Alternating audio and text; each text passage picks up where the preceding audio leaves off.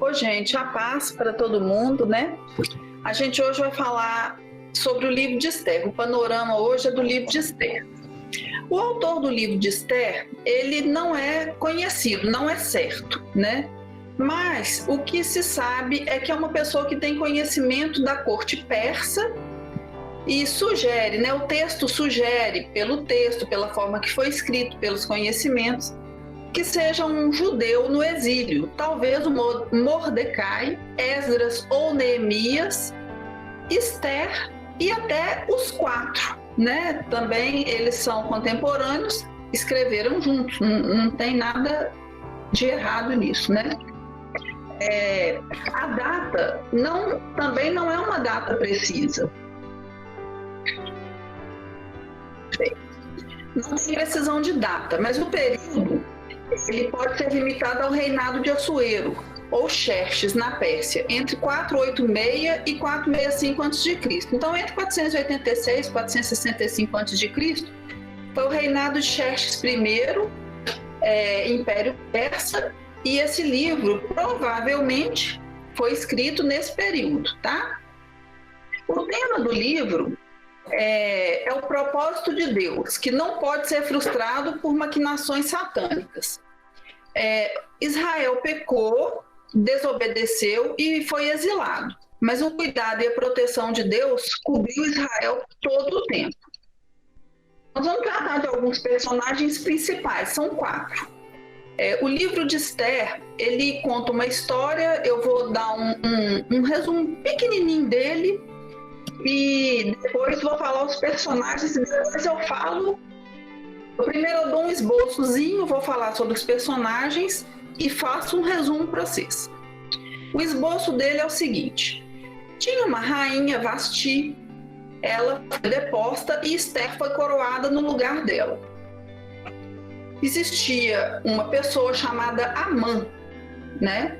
Ele fez uma conspiração, houve a intervenção de Esther e os judeus se defenderam do ataque dessa pessoa, Amã. São 4 personagens principais. O primeiro é Xerxes, o antagonista de Deus. O traço dele é de antagonista de Deus. Ele exibe as riquezas do seu glorioso reino, mas ele é um fantoche e ele é manipulado por todos que o cercam. Enquanto Deus, em sua soberania, ele está por trás de tudo que acontece. Deus escolhe Esther para ser rainha e tira o sono do rei para que ele leia sobre Mordecai. Então, é um livro que não fala nenhuma vez Deus, mas a gente vê o agir de Deus e o mover dele e as pessoas, né, agindo conforme a vontade de Deus em todo o livro. O segundo personagem que participa da história que a gente vai falar, e é o vilão, é Amã. Ele é amalequita, descendente de Agag, rei dos amalequitas. Agag, ele foi poupado por Saul lá em 1 Samuel 15, quando o profeta Samuel ordena para Saul, da parte de Deus, ele fala: Saul, você está indo lá combater com os amalequitas, é para matar todos, não é para trazer animais, não é para poupar ninguém, vai morrer todo mundo, mulher, criança, animal, rei, operário, todo mundo morre. E Saul desobedece e preserva a vida do rei Agag e os melhores animais naquela ocasião, né? Amã é descendente de Agag. O terceiro personagem da história é Mordecai. É um herói judeu. Ele descobre um plano contra o rei e salva a vida do rei. Mas ele se recusa em se prostrar diante de Amã e põe em movimento uma intriga, né? A intriga da trama toda, que é um plano para matar os judeus. Então, o start para essa trama acontecer é Mordecai se recusar em se prostrar diante de Amã. E a gente tem a heroína, que é Esther. Ela é a prima mais nova de Mordecai, se torna rainha e, sabendo do plano de Amã de matar todos os judeus, ela salva todos os judeus da aniquilação. E aí a gente vai começar um resuminho, tá? Nós vamos lá para Esther 1, de 1 a 22. No primeiro capítulo de Esther, acontece um banquete. Assuero é o rei dos persas e dos medos. Assuero e Xerxes é a mesma pessoa, tá? Ele fez um banquete na fortaleza de Suzã para todos, todo mundo, por 7 dias. Ele tinha 180 dias de governo, né, vamos dizer assim, e fez esse banquete com muita ostentação, e ele ordenou que todos bebessem sem constrangimento, conforme a vontade de cada um. Enquanto isso, a rainha Vasti deu um banquete para as mulheres, na casa das mulheres. E o rei, no 7º dia, já alegre do vinho, mandou vir a rainha Vasti com coroa real para mostrar aos povos e aos príncipes a sua beleza, mas ela se recusou a vir, acendendo a ira do rei, que perguntou aos sábios o que, segundo a lei, poderia ser feito com ela. Eu estava dando uma olhada, o que faria a rainha Vasti não ir a esse banquete, né, dos homens, que o Assuero mandou ela comparecer? E aí eu encontrei duas respostas. A primeira é que já tinha 7 dias que as pessoas estavam bebendo. Então eu acredito que devia ter muita gente tonta, descontrolada lá, né? E além disso, provavelmente Vasti estava grávida do Artaxerxes, que vai ser o próximo rei, ele é sucessor de Assuero. Inclusive, é o Artaxerxes que autoriza Neemias, que autoriza Esdras e Neemias, né, a voltarem para o templo e retomarem as obras lá lá em Jerusalém, né? E aí Xerxes pergunta então para os sábios o que é que ele pode fazer com a Vasti, porque ela não quis comparecer, né? Ela não quis desfilar lá, mostrar a beleza dela para os povos. E o Memucã, um dos 7 príncipes dos medos e persas, sugeriu um edito real e que Vasti não entrasse mais na presença do rei Assuero e que ele entregasse o reino dela para outra pessoa que fosse melhor do que ela. Assim, todas as mulheres dariam honra a seus maridos, e Assuero fez do jeitinho que Memucã falou, orientou ele a fazer, né? E aí a gente vai para o capítulo 2 de Esther. Passou um tempo, a raiva do Assuero assentou e ele lembrou de Vasti do que ela tinha feito e do que ele tinha decretado contra ela. E os jovens que o serviam sugeriram que lhes trouxessem moças virgens, bonitas e formosas. E a moça que agradasse Assuero substituiria Vasti. E em Suzã tinha um judeu benjamita, né? Ele era da tribo de Benjamim, chamado Mordecai. Ele veio de Jerusalém exilado com Jeconias, na época Jeconias era o rei de Judá, veio transportado por Nabucodonosor, que era rei da Babilônia. Na época eles vieram exilados, né? Lá de Jerusalém. Mordecai criou a prima mais nova dele, Hadassa, que era um nome hebraico, e ele chamou ela de Esther, que era um nome persa, como filha. Ela era órfã, jovem e muito bonita.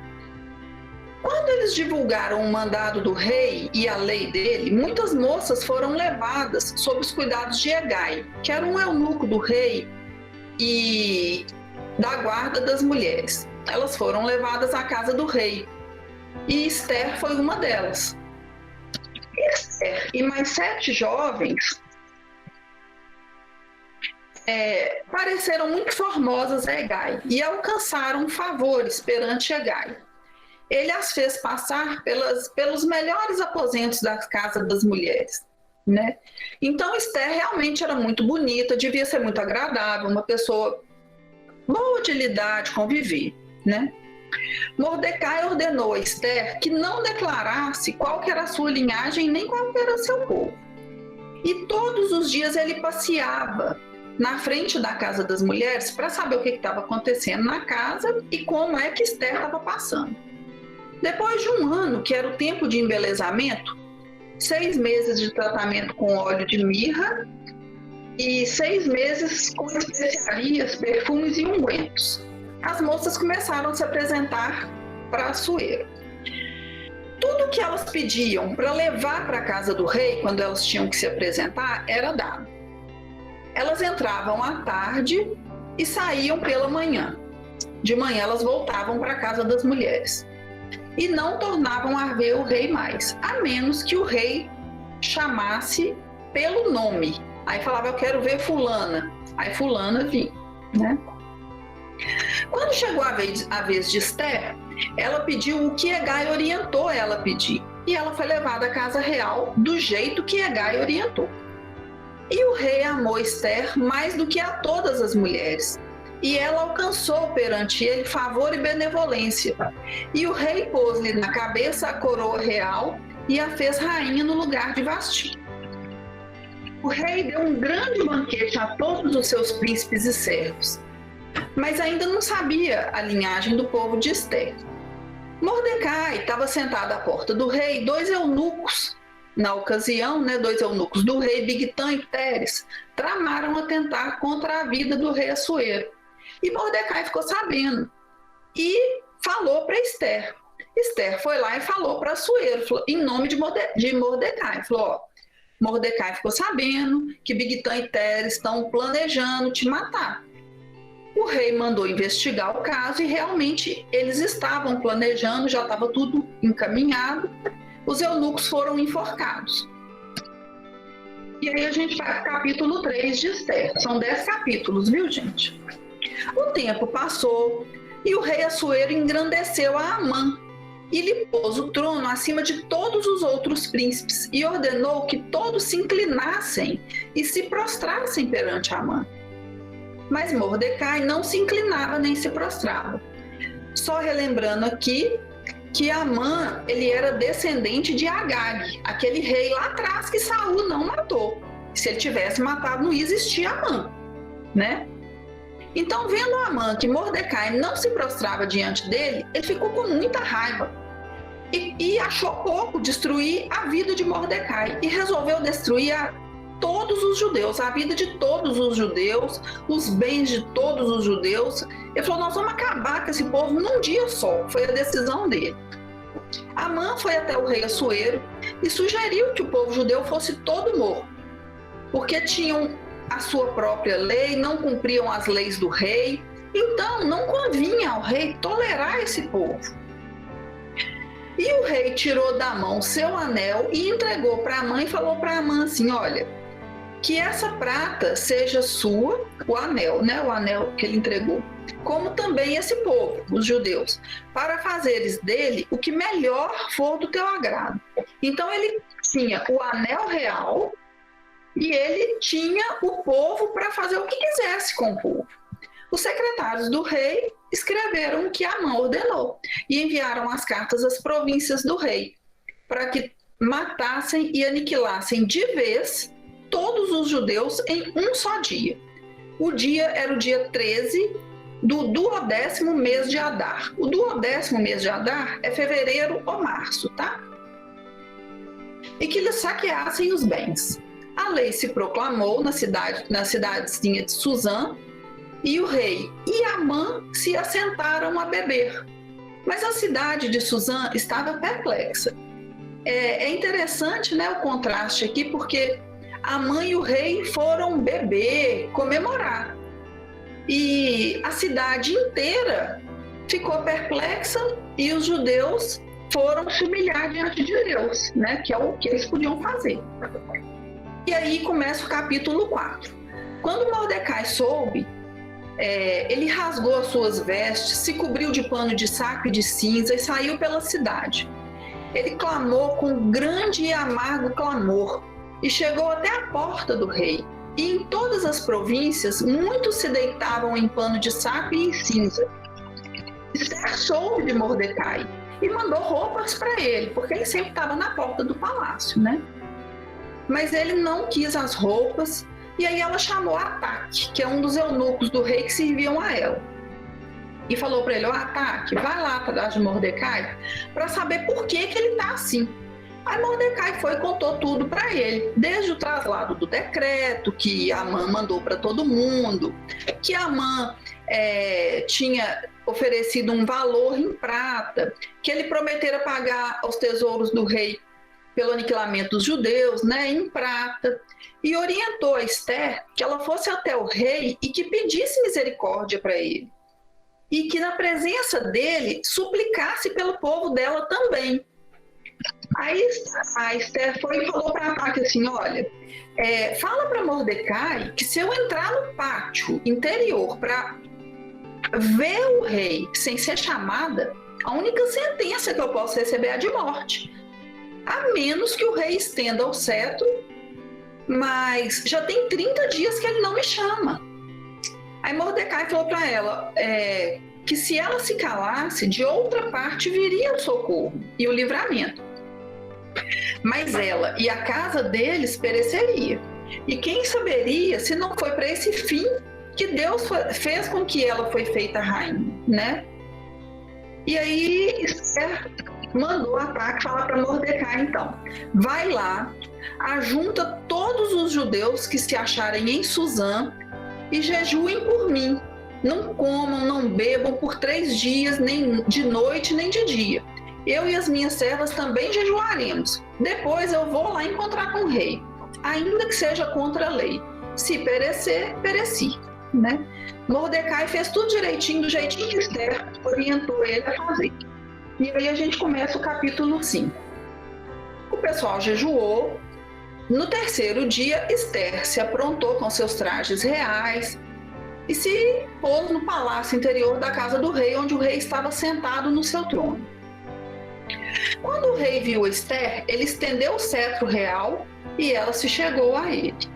E aí o rei perguntou para ela qual era a petição dela, que ele daria para ela até a metade do reino. Mas aí, ao invés dela pedir alguma coisa, ela convidou o rei Assuero e Amã para um banquete que ela prepararia. Assuero ficou feliz, mandou chamar Amã para o banquete. Amã se sentiu super honrado. Só que quando ele estava saindo da porta do rei, ele viu Mordecai na porta. E Mordecai não se inclinou e não se prostrou diante dele. E Amã, seguindo o conselho dos seus amigos e da sua esposa, mandou levantar uma forca para Mordecai. E foi alegre para o banquete depois de ter mandado levantar a forca. No capítulo 6, acontece o seguinte: Amã e o rei foram para o banquete, voltaram para, né? O Amã voltou para casa, o rei foi para o quarto para dormir. Só que o rei naquela noite não dormiu. Ele aí sem dormir, incomodado, mandou que trouxessem para ele e lessem para ele o livro dos feitos memoráveis. E olha, a mão de Deus é muito legal, é muito perfeita, né? Ela direciona sim e pelos caminhos que ele determina. Ele leu exatamente o trecho que estava escrito que Mordecai denunciara aos 2 eunucos do rei, os guardas da porta que planejavam matar o rei Assuero. E aí o rei perguntou para aquelas pessoas que estavam lendo que honras e distinções foram dadas a Mordecai pelo feito, mas nada lhe tinha sido conferido. Então ele perguntou quem é que estava no pátio, porque ele viu um movimento e falou, mas quem que está no pátio? E era Amã, que estava chegando para falar para o rei que era para enforcar Mordecai na forca que ele tinha preparado. E o rei falou assim, Amã que está chegando? Aí Amã chegou, o rei falou para ele, entra, e perguntou para ele, Amã, o que você acha que eu devo fazer para uma pessoa que eu desejo honrar? Aí Amã respondeu ao rei pensando que essa pessoa que ele queria honrar era ele, Amã. Aí Amã pensou, o que eu quero, né? Aí pensou e respondeu. Ele respondeu como se fosse para ele. Rei Assuero, né? Tragam as vestes reais e o cavalo em que o rei costuma andar montado. E tenha na cabeça a coroa real.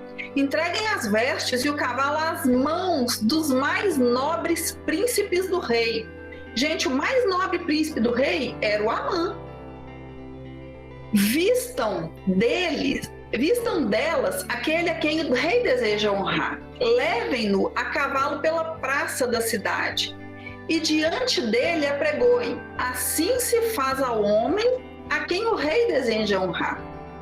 Então o rei virou para Amã e falou assim: então apressa-te, toma as vestes e o cavalo como disseste, e faze assim para com o judeu Mordecai. Amã obedeceu, pegou o cavalo de Mordecai e foi até a praça, falando que era daquele jeito que o rei fazia a quem ele desejava honrar. Mordecai estava vestido como rei e Amã puxando o cavalo, né? Amã obedeceu, mas depois disso Mordecai voltou para a porta do rei e Amã foi para casa arrasado, né? Angustiado, de cabeça coberta. Foi uma derrota muito grande para Amã. Aí o rei e Amã foram para o banquete no segundo dia, porque os banquetes não eram um jantar, eram dias, né? No segundo dia, durante o banquete do vinho, o rei perguntou a Ester qual que era a petição dela e que ele a concederia, ainda que ela desejasse a metade do reino. Aí a rainha Ester apresentou a petição. E aí eu vou ler, gente, porque a petição dela é muito bonita, é emocionante, né? Ela fala assim para ele. Peraí. Se perante ti, ó rei, achei favor, e se bem parecer ao rei, desse-me por minha petição a minha vida, e pelo meu desejo a vida do meu povo, porque fomos vendidos, eu e o meu povo, para nos destruírem, matarem e aniquilarem de vez. Se ainda como servos e como servas nos tivessem vendido, calar-me-ia, porque o inimigo não merece que eu incomode o rei. Aí o rei Assuero falou assim para ela: mas quem é e onde está esse cujo coração me instigou a fazer assim? E Ester respondeu que o adversário e inimigo era este mal, Amã. Então Amã se perturbou perante o rei e a rainha. O rei, no seu furor, se levantou do banquete do vinho e passou para o jardim do palácio. Amã, porém, ficou para rogar por sua vida à rainha, porque ele viu que o mal contra ele já estava determinado pelo rei. Quando o rei voltou do jardim, ele viu Amã caído sobre o divã que achava aí. O rei falou: acaso teria ele forçado a rainha perante mim na minha casa? Tendo o rei dito estas palavras, cobriram o rosto de Amã. Então Arbona, um dos eunucos que serviam ao rei, disse que existia junto à casa de Amã uma forca, que ele preparou para Mordecai, que falara em defesa do rei. E o rei então mandou que Amã fosse enforcado nessa forca. E aí a gente vai para o capítulo 8.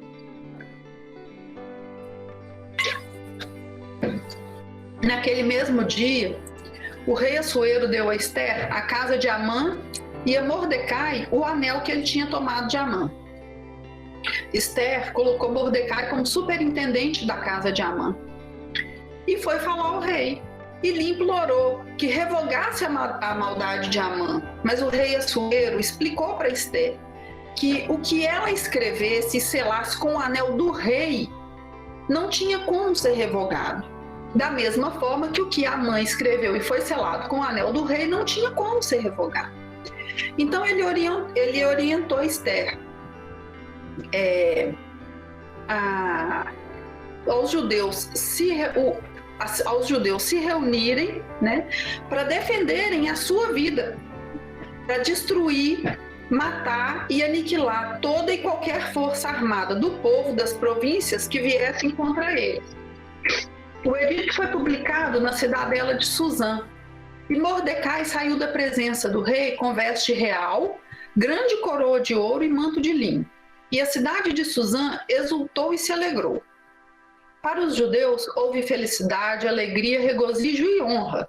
Também em toda a província e em toda a cidade onde chegava a palavra do rei e a sua ordem, havia entre os judeus alegria e regozijo, banquetes e festas. E muitos dos povos da terra se fizeram judeus, porque eles estavam com pavor dos judeus.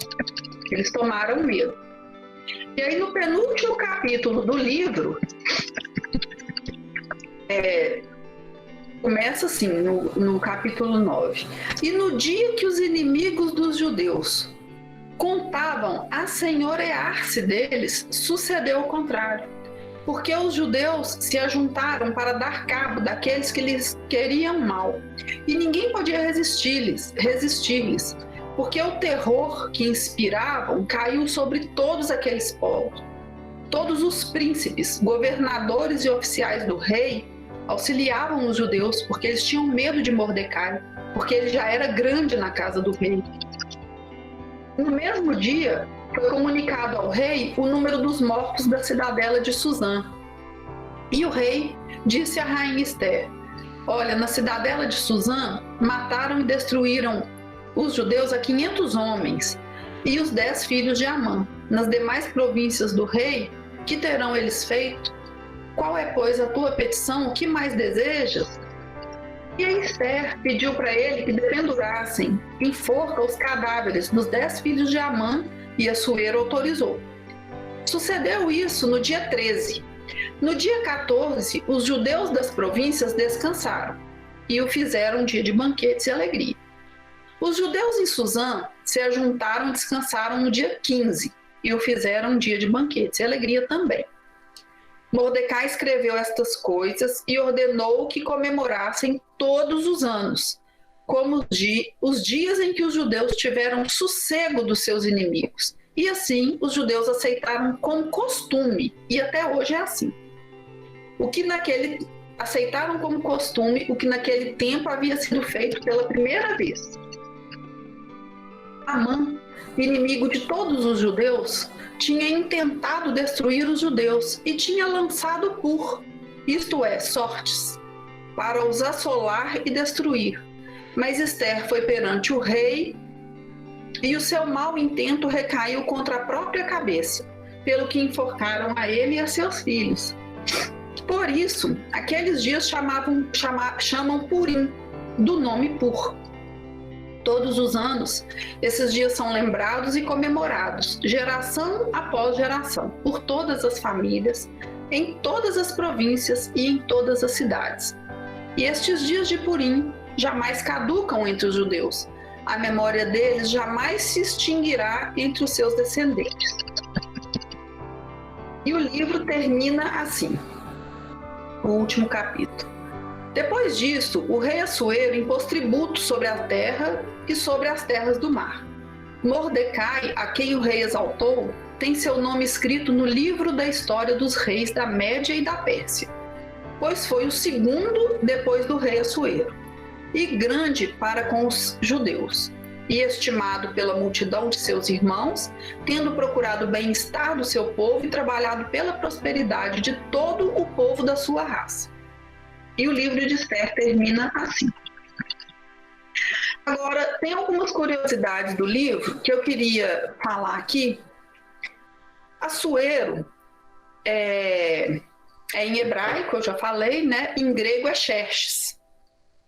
Aquele primeiro banquete de 7 dias que foi feito lá no capítulo 1, ele foi realizado para preparar uma expedição militar. Foi uma expedição militar muito malfadada contra os gregos, que aconteceu em 480 a.C. Suzã era uma cidadezinha que ficava a 322 quilômetros a leste da Babilônia, que era a capital do Império Persa, né? E Suzã era a residência de inverno dos reis persas. O casamento de Assuero e Ester possibilitou o atendimento do pedido de Neemias e, através do pedido, a reconstrução de Jerusalém, né, quando Esdras foi para lá. Artaxerxes era filho de Vasti, mas a rainha citada em Neemias 2:6 era Esther. Olha que legal. Então ela estava lá. É muito interessante a gente prestar atenção nesses detalhes da Bíblia, porque, na verdade, a história de Esther aconteceu antes de Esdras, antes de Neemias e Esdras, porque Neemias e Esdras, na Bíblia judaica, vamos dizer assim, é um livro só. Então, Esther aconteceu primeiro, depois veio Neemias e Esdras, se a gente for olhar a linha histórica, né? A linha de acontecimento. Há duas festas fora da legislação mosaica, só duas, gente. A primeira é a de Purim, que significa sortes, pur, né? E é celebrada em memória do livramento narrado no livro de Esther. E a segunda é o Hanukkah, é a festa das luzes, ou festa da dedicação. O versículo mais longo da Bíblia é Esther 8:9. Uma coisa muito interessante da gente observar, o livro fala muito do sistema postal da Pérsia. Ele era super organizado e era muito eficiente. E isso para um império é fantástico para manter ele em pé, né? Outra coisa muito legal é que, assim como José no Egito e Daniel veio um tempo antes de Mordecai, uns 100 anos. Mas assim como José do Egito e Daniel na Babilônia, Mordecai também se tornou um judeu poderoso em terra estrangeira. Ele era o segundo homem do Império Persa. Ele só ficava abaixo do rei, né? Amã era descendente do rei amalequita Agag, que Deus ordenou a Saul para exterminar e que Saul poupou. Josué matou Agag, mas Amã nutria grande hostilidade contra os judeus. Agora, olha que interessante. Amã era descendente de Agag. Mordecai era descendente de Saul, né? E eu vou finalizar esse panorama falando um pouquinho assim da vida de Esther, pouquinho mesmo. Porque a vida de Esther tem 3 fases. A primeira fase, ela era órfã, exilada, criada pelo primo num país estrangeiro. Ela era escrava, né? Os judeus eram estrangeiros exilados, escravos. Quem é escravo não é dono da própria vida. Então, eu fiquei pensando como que deviam ser os dias deles, sabe? Os judeus exilados na Babilônia. O que eles davam para eles comerem? Será que eles viviam na miséria? Será que eles tinham um teto, né? Tinham liberdade? Tinham fartura? Como é que será que era a vida desses judeus? Sabe? Porque ela era órfã, escrava. Segundo, ela se torna rainha na terra do exílio, na terra que ela foi escravizada, de escrava a rainha. Como que devia ser os dias de Esther? Porque Hadassah era escrava, Esther era rainha, né? Que tipo de comida ela passou a ter acesso? Será que mudou? Será onde que Esther dormia agora? Ela se vestia muito bem, tinha muita joia, tinha servos, né? Ela chegou ao posto mais alto que uma mulher podia chegar, né? De órfã a rainha. E aí a gente para pensar, e a maioria das pessoas acha que o milagre de Deus na vida de Esther é transformar ela de órfã para rainha. Mas o milagre de Deus, ele é muito mais amplo do que a gente imagina. Ele é interessante, ó, Mordecai, ele faz exatamente essa pergunta para Esther. Será que Deus não colocou você aí para interceder pelo seu povo? Olha, ela não precisava interceder, né? Mas qual que era o propósito da vida de Esther? Qual que é o propósito da vida de cada um de nós? Porque Deus tem um propósito para cada um de nós. Quando Esther era rainha, Deus usou ela para salvar o povo judeu exilado na Babilônia. Olha, isso é muito sério. Deus mandou que Saul matasse Agag. Agag era malequita, Amã era malequita, descendente de Agag. O povo foi exilado na Babilônia e as tribos que foram levadas para o exílio da Babilônia foram as tribos de Judá e de Benjamim, que era exatamente a ascendência de Jesus, a tribo de Judá, né?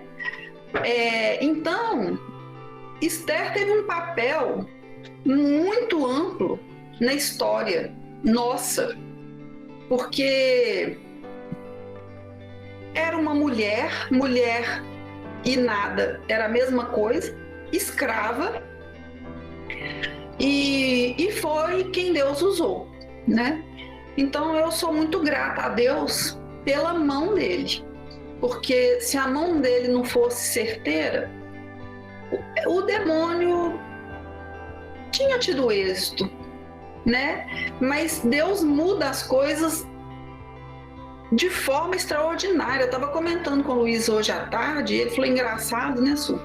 Como que Deus inverte os papéis, como que Deus muda os caminhos. Pensa bem, Amã era o segundo homem da Pérsia. Era Assuero e depois Amã. Ele manda fazer uma forca para Mordecai e o rei manda enforcar ele na forca que ele fez para Mordecai. Mordecai era escravo. Mas Deus faz isso. Ele faz uma reviravoltas assim que a gente fica sem entender a mão de Deus. A mão de Deus. Ele é todo poderoso, né? E eu louvo a Deus porque a gente serve um Deus bom, misericordioso, né? Porque ele é poderoso. Poderoso. E é isso. A aula de hoje, né, sobre o panorama que eu preparei foi esse. Eu agradeço os irmãos, né, a oportunidade, agradeço a Deus a oportunidade. Eu fico muito feliz de poder participar e muito grata por vocês, pela vida de cada um, né, e pela vida do Luiz, pela igreja, né, e pela Bíblia. Como diz o pastor Beto, e eu já ouvi muitas vezes, mas os vídeos que ele fez são muito bonitinhos, é uma história de amor, é uma carta de amor que Deus fez para a gente. E é uma carta de muito amor, né? E é isso, eu vou passar a palavra para o Luiz. Muito obrigada, gente. Um beijo. Foi uma personagem que foi... ela não foi preparada para o que aconteceu com a vida dela, com muitos outros personagens da Bíblia. Dona José, ela foi uma pessoa que foi, a cada passo dela, ela foi sendo usada por Deus. Essa simplicidade da mulher, até mesmo porque você sabe muito bem que a mulher, por isso que pede a oração, ela pede o jejum das pessoas, porque a mulher não era reconhecida como uma pessoa, não era na cultura dela e também não era na cultura dos babilônios. Então a gente entende o sofrimento dela. E quando ela é usada poderosamente, né? Mardoqueu fala com ela essa frase que a Fran leu, e é emocionante mesmo. Ele é que traz a Esther, o Mardoqueu que traz a Esther esse entendimento, que até então ela não tinha esse entendimento. E essa palavra de Mardoqueu que resume todo o livro, que traz o entendimento por que existe o livro de Esther. Embora não se fale de Deus no livro, vocês já falaram, foi hoje, e é muito legal é um livro que, embora não fale de Deus, ele tem todo esse sentido. Muito legal. Como cuidar dos outros, como ser honesto, como ficar tranquilo no meio de tanta tribulação, deixar Deus tá agindo. A gente não sabe o que Deus está fazendo, mas Deus está agindo. Uma coisa curiosa que eu fico quando eu leio o livro é que o povo está todo sendo ameaçado. Talvez ali, eu estava conversando com meus filhos, seria o primeiro holocausto dos judeus. Ali, o extermínio dos judeus seria ali, isso não aconteceu, e o povo está mal sabendo o que está acontecendo. Quem está sabendo é só o povo lá do reino lá, quem está lá na governança. Isso é impressionante. E, gente, brigadão.